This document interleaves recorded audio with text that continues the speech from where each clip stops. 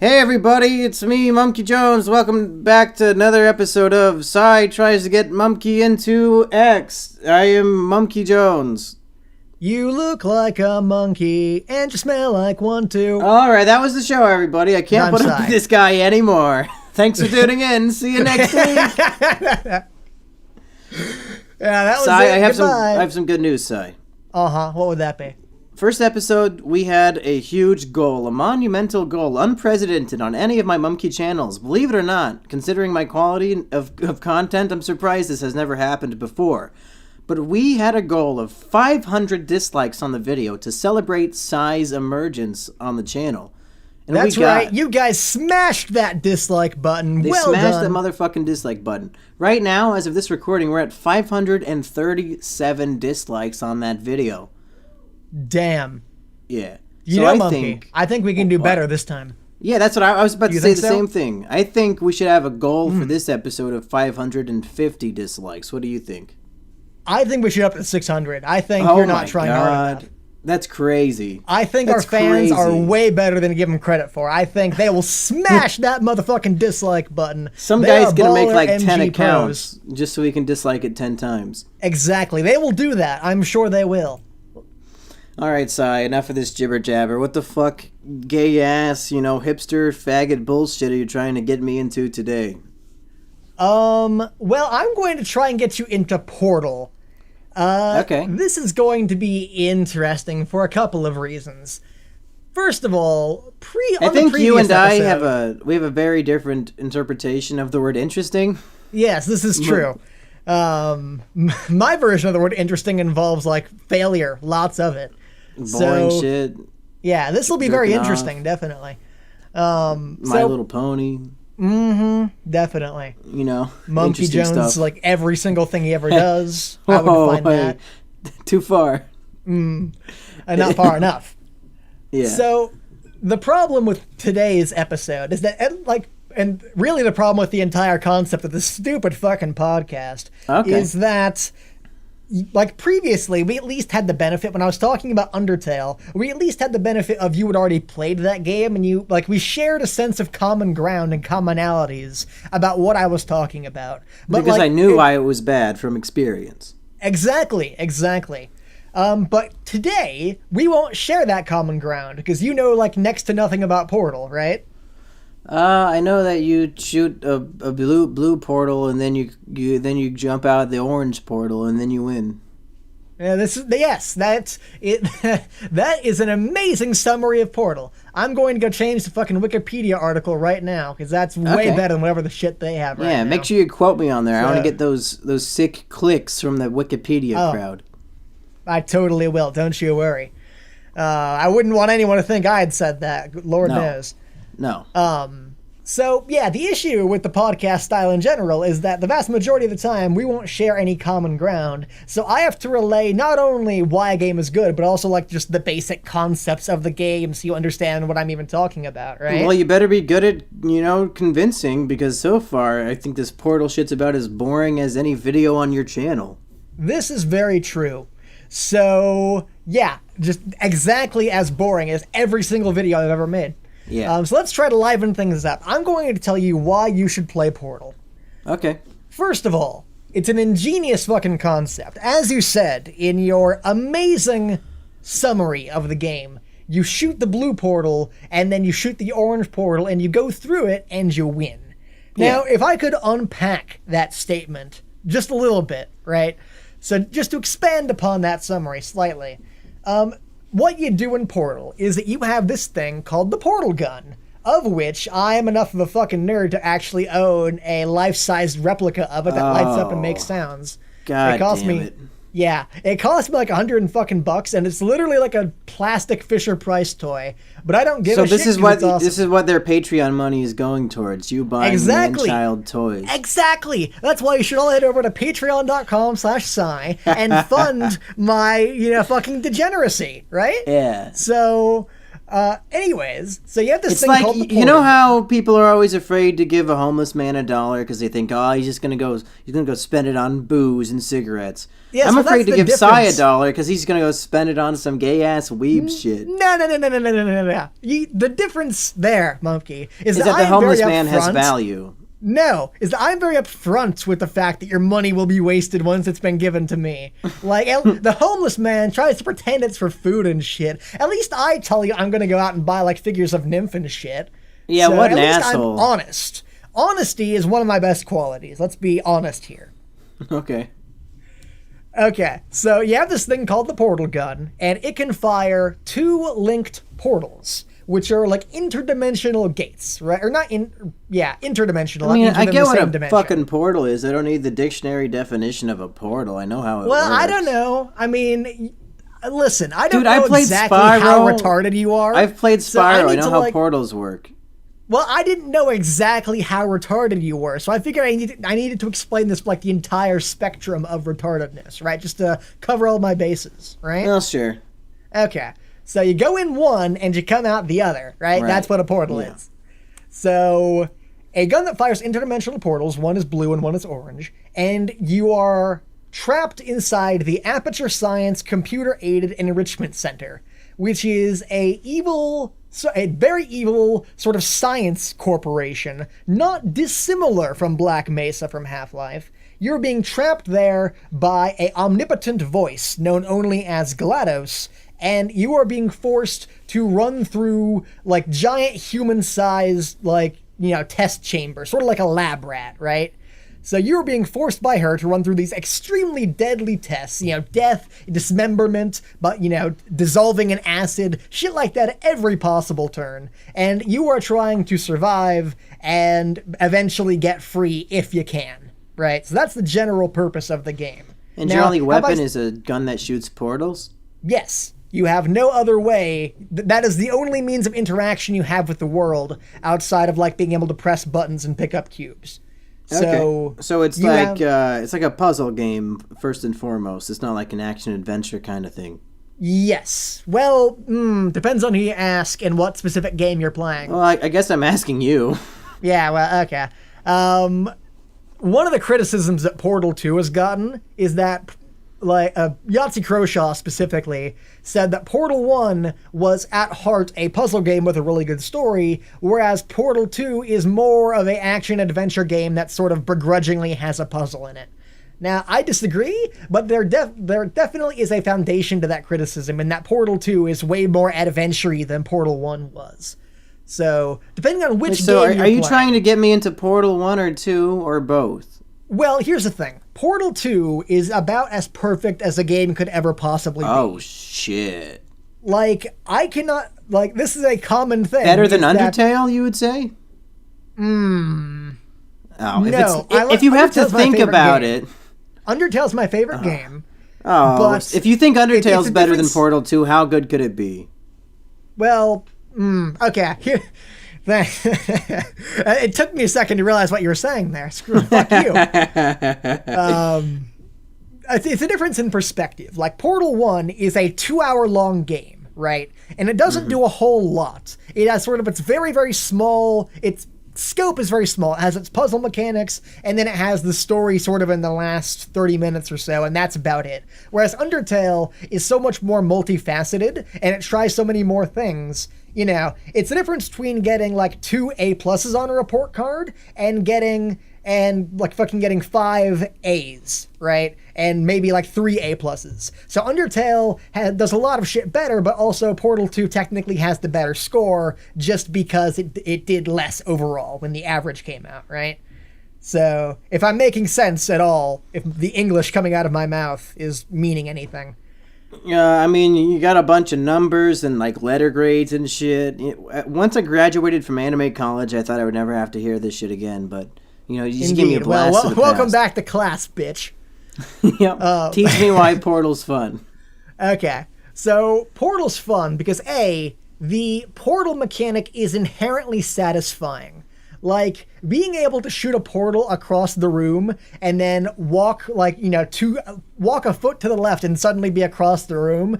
I don't care who you are, that's just inherently awesome. Or being able to shoot a portal on the floor and one on the ceiling directly above it and then falling through them literally forever. How do you get out of that shit? You just move? You move to the left. It's got gamey physics where your character can move left and right in midair, regardless of how that doesn't make any sense. Now, does the game go through does it explain the physics of portals? Because it sounds to me, if you have one on the floor and one on the ceiling, and you fall for like an hour, you're gonna hit terminal velocity, right? Like, wouldn't you be going really fast, and then by the time you move to the left and hit the ground, it'll be as if you jumped out of an airplane, or do they slow you down when you go through the portal? No. Portals do not affect momentum in any way. There's actually a comment in the game about that where GLaDOS says, momentum, a function of mass and velocity, is conserved between portals. In layman's terms, speedy thing goes in, speedy thing comes out. I've memorized pretty much every single line of dialogue in both fucking games, by the way. So, yes. How many times have you played this shit? Oh, God knows how fucking many. I think I have like 30 hours in the original Portal, despite it being a 2-hour game. I mean, if it's a puzzle game, how can you have fun doing the same puzzles over and over again? Do they change? Sort of. I'll get to that in a bit. What I want to cover is the previous question, going back to the terminal velocity thing. Yes, you do reach terminal velocity, and fun fact, there's actually an achievement if you fall for exactly long enough to get to terminal velocity. However, the game has thought about this. There is a reason why you can survive landing after that, is because you are equipped with Aperture Science branded long fall boots, which cancel out any momentum or any force upon landing with them. Well, that's pretty smart. So that's how that makes sense. And yes, you would fall at terminal velocity. So going back to the question you asked then, the reason that I find so much fun in the game is that the character of GLaDOS makes it replayable for me. Now, GLaDOS, I think, is probably the best villain in fiction. Just any fiction. What the fuck? Yes. GLaDOS is an amazing fucking villain. Holy shit, I love her so much. Yeah, it's true. It's fucking true. I cannot think of a better villain. How much depth can this 6-hour video game character have to compare it to all the greatest villains in all of literature and history? Well, first of all, she's fucking hysterical. Portal has, one of Portal's biggest strengths in both games is that it has some of the funniest pitch black humor in any game ever. Very few games try to be funny, so Portal already stands above them, just generally, but it's also just even if there were loads more comedy games, Portal and Portal 2 would still be really fucking great games just in that aspect. They're so ridiculously hilarious. There is a reason that I've memorized all the fucking dialogue in both games, because it's all fucking hysterical, and I love repeating it to friends and family and stealing the jokes. It's great. Now, Adolf Hitler is technically a fictional character because the Holocaust never happened, and he's very funny too. He's very funny, so how is he any better or worse than GLaDOS? Okay, well, here's the thing. There is no proof that Adolf Hitler stored himself inside a computer, right? I don't know. I'd have to check Wikipedia on that one.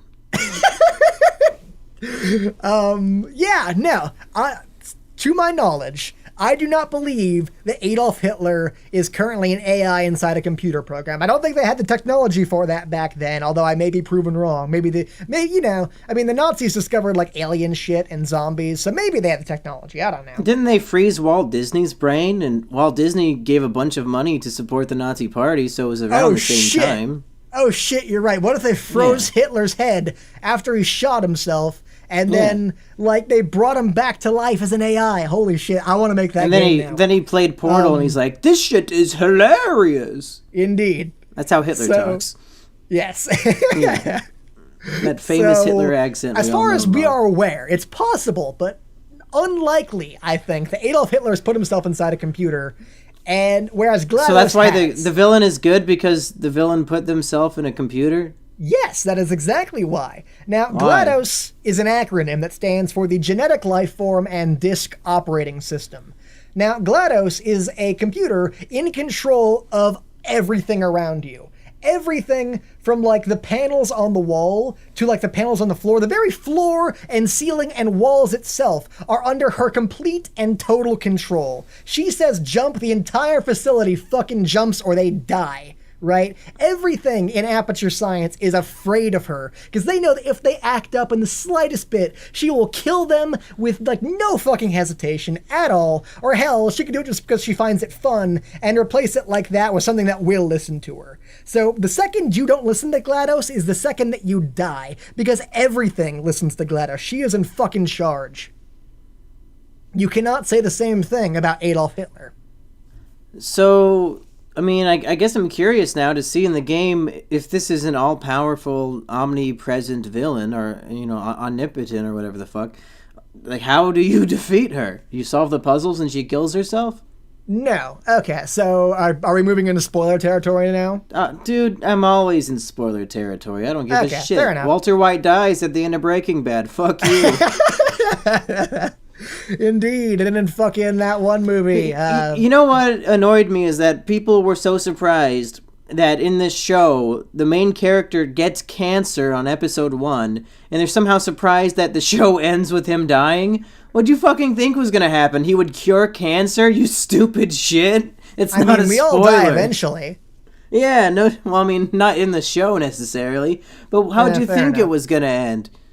Oh man, it gets even stupider when you go like, okay, so after the villain dies, and they're fucking commenters like, wait, what, the villain? Spoilers! Like, do you seriously need a fucking crystal ball to predict a plot point like the bad guy dies? Seriously? Especially like a Marvel movie or some shit. Like, wait, the good guys win? What? I know, right? Jesus Christ. Anyways, so moving into spoilers for the game. So what happens is that, and this is probably my favorite moment in the entire game, in any of the games really, I think. Any game ever made. No, not of any game. I think Undertale has better moments, but this is my favorite moment in the Portal franchise specifically, is that GLaDOS, as you're going through the test chambers and as they're nearing their end, like I said, the first game is very short. It's like 2 hours long. So there's only 18 puzzles in the first one. As you're nearing the end of that first track, GLaDOS is slowly building up, slowly hinting at the fact that you're going to die soon, right? Like she's going to fucking kill you once the testing is done. She doesn't explicitly say that, but there are hints and clues everywhere that that's going to happen. So you get to test chamber 18, and this puzzle is fucking brilliant, right? Because you have the portal gun with you the entire time, a device that by its very nature is designed to get you to other places. So you may ask yourself, how would GLaDOS trap you in a like a standard location, right? So she can kill you if you could just go wherever you wanted, right? So what they do... Well, can't you only shoot the portals at things that you can see? Yes. Well, that helps, but also portals do not conduct on any surface. They only conduct on white walls specifically. Okay. So there are restrictions to the portal thing, but the big thing, the genius part of this, is that the final puzzle takes place on a moving platform. So this does a couple of things. So like at the start of the level, you step onto the moving platform, and then this like thing like goes around corners in like a very narrow corridor as it moves along, and there's acid in the pit below it, right? So if you step off, you die. So you're having to solve portals. You're having to like think on your feet in this final test chamber. Up until now, portals have been a very sort of, move at your own pace sort of game, where like you could stand there for hours just, thinking about things until you eventually come to the solution. But now you're on this moving platform, so you're technically being timed. Indeed, right? This goes back to our Hitler stuck in a computer theory. Yep. So you're on this moving platform. GLaDOS is Hitler. It's entirely possible. I would totally believe that. Although I think that GLaDOS is way more evil than Hitler is. So you're on this moving platform, and you're having to solve puzzles under a time constraint, or you die. And then eventually you finally finish, this gauntlet of things. And the brilliant part here is that Portal has, by making you solve puzzle after puzzle while on this moving platform, it's ensured that you don't have a portal back to like solid ground or to like a place where you would be safe, right? So you're now on this moving platform. Any portal that would take you to a safe place is now gone. And that's fucking genius. So you're on this moving platform, and you round a corner, and suddenly you're being lowered into a pit of fire. And for the first time in the game, For the first time in the game, this fucking epic, I cannot underline, like, if this was a script in Microsoft Word, the word epic would be bolded, underlined, italicized, and written in impact in like fucking 100-point font. That's embarrassing. Epic music starts playing as she like lowers you into the fire pit, and for the first time in the fucking game, suddenly your heart's beating a billion miles a second, like, holy shit, I'm about to fucking die if I don't think on my feet here. So you're able to escape the death trap by thinking cleverly, and then you escape into sort of the back corners of Aperture Science. You see, GLaDOS has complete control over everything inside the enrichment center, but she does not have control over like the back routes where all like the circuitry and shit that runs everything is. So you escape into sort of the back door of the facility and are able to, outsmart her that way and try to escape that way. So that's how you go from puzzle game to trying to escape. And then eventually that all culminates, you arrive at GLaDOS' chamber, and you have this epic battle with her. Great fucking battle that sort of caps the game off. And you're able to beat her, but basically she's filling the room with neurotoxin, which is a gas which kills you in like 5 minutes. And she's also launching missiles at you. So you redirect her missiles back at her through the portals. And it's fucking great. Yeah, that's pretty good. Yeah, you redirect the missiles back at her, and then she dies, and then the game ends. Portal 1 ends with you getting knocked out, and then getting dragged into basically cryosleep by a robot. So Portal 2 then opens up with you after awakening from cryosleep thousands and thousands and thousands of years later. Oh, shit. Yes. So Portal 2 starts, and it's amazing to see this previously like pristine, very clean, very sort of, futuristic white aesthetic science labs. Picture a science lab in your head. Imagine that, but everything's dirty and overrun with plant life, and there's dirt on the fucking floors, and the ceiling's falling apart.